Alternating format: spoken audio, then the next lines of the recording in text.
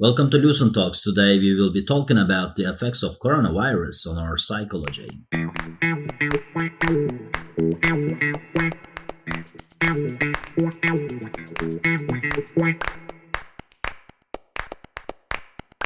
So my name is Elvina Lui, and I am a California licensed marriage and family therapist.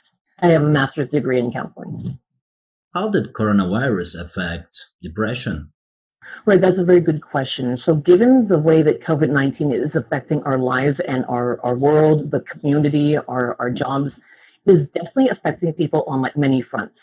A few examples would be like one would be the threat of job insecurity. That's a huge stressor.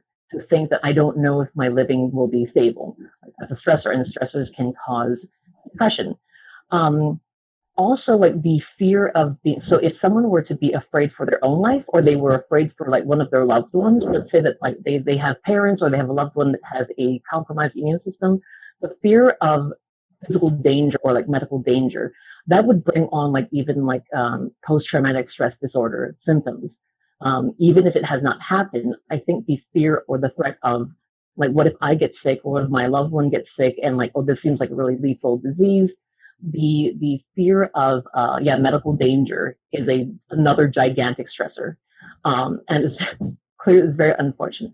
The third way it really affects people, on top of the like, it's going to affect my job, it's going to affect my health or the health of people I know. The other thing it's also caused because of the quarantine.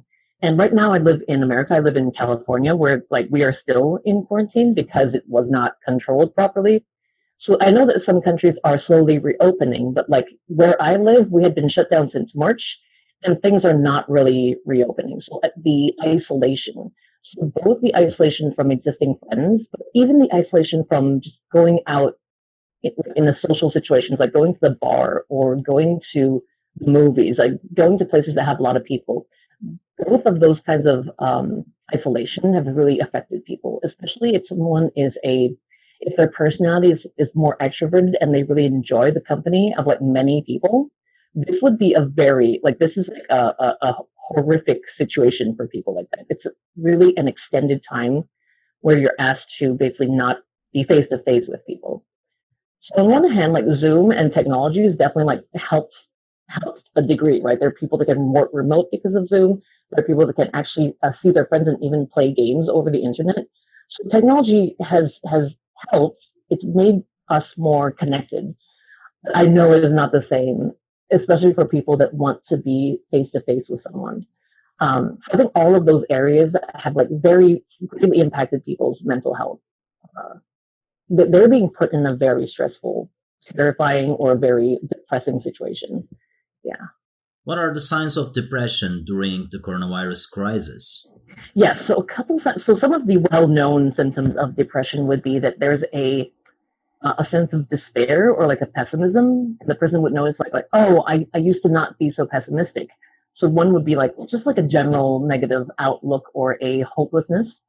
Another would be a sense of fatigue, and that's it's beyond a normal like, oh, I didn't get enough sleep or I've been overworked.